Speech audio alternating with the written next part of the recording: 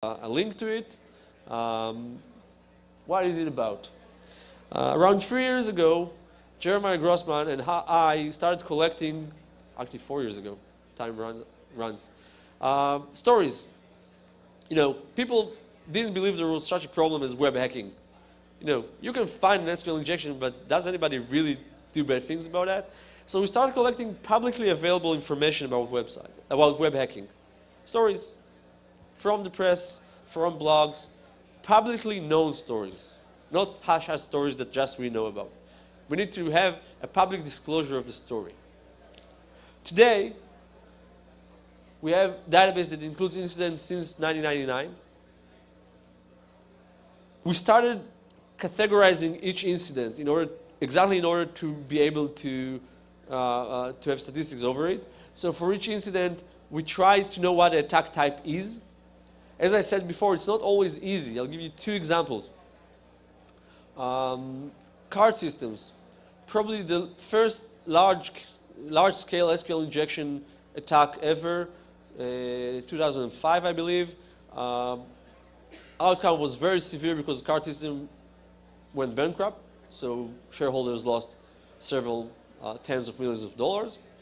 I didn't put it into WHID for a long time. The reason was I never knew how it was done.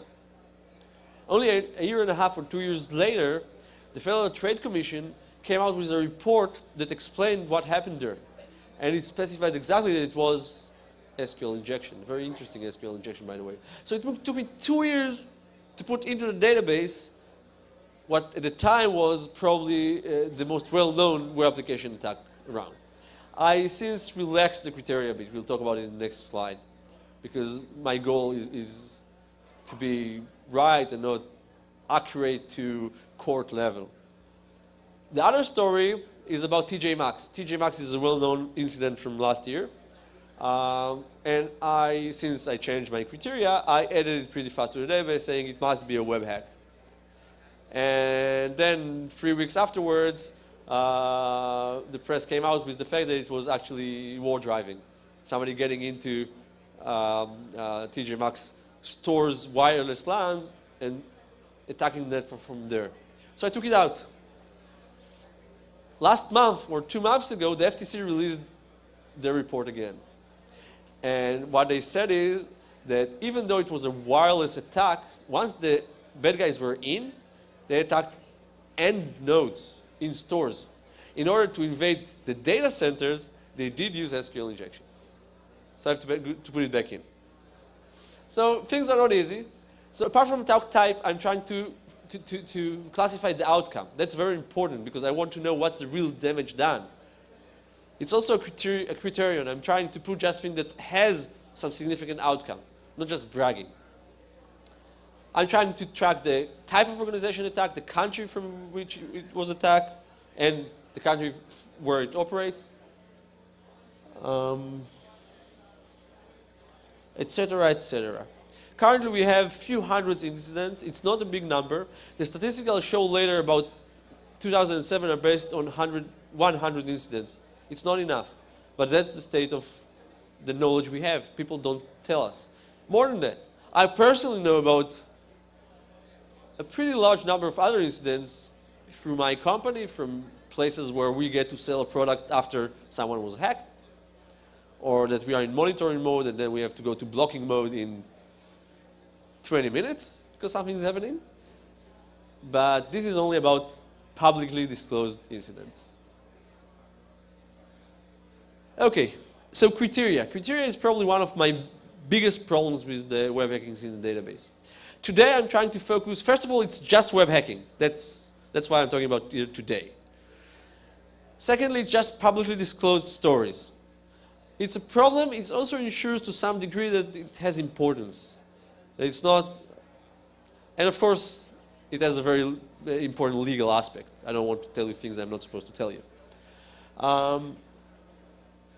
The main problem is what's an incident of interest. And there's a lot of my own and other people who work with me sort of way of thinking into deciding that. And I'm sure it affects the statistics that we get to.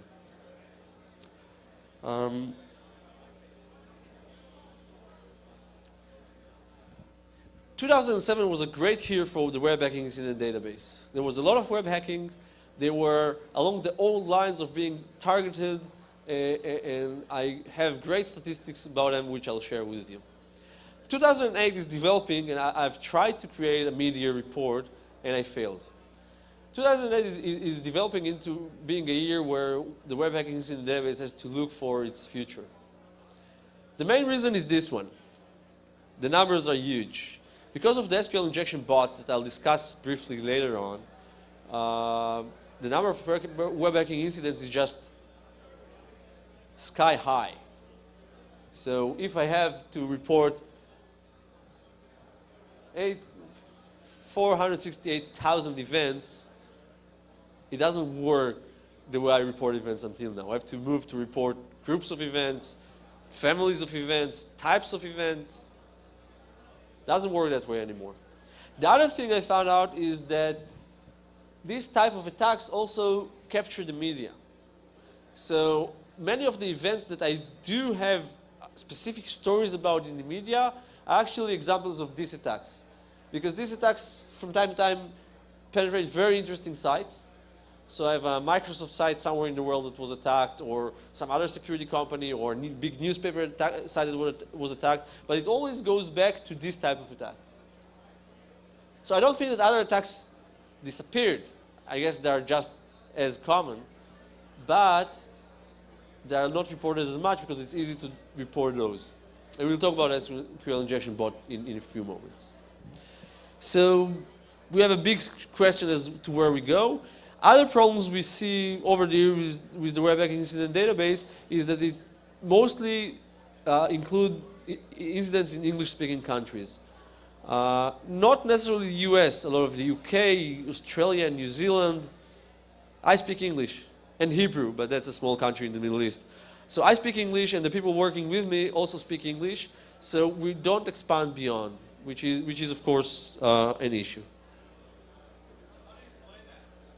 That I don't speak any other language? I think it's just a matter of what we know. I get Google alerts, that's where I take my hackings from, and I get Google alerts in English. I read mailing lists, which are mostly in English, so they are focusing. I read the WASC mailing list, the WASC mailing list. It's in English. I guess that in South America there are Spanish lists. I don't read them. We do get from time to time somebody from these countries to send us incidents, but the numbers are much smaller. So what did we find out? Probably the first question you want an answer for is, what are the most common attack methods? So in 2007, and the picture is different, but the same trends in 2008, the most common attack was SQL injection, which is a surprise because it always comes second or third in most studies which are based on vulnerabilities. Cross-site scripting, which is always at the top, is only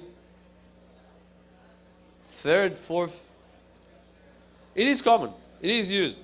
It's not something you should ignore. It's not a tiny slice. The one thing which was in 2007 still a very tiny slice was cross-site request forgery. It's somewhere in the other section. It was something like 2%, very small number of incidents. You should remember, new things are also harder to report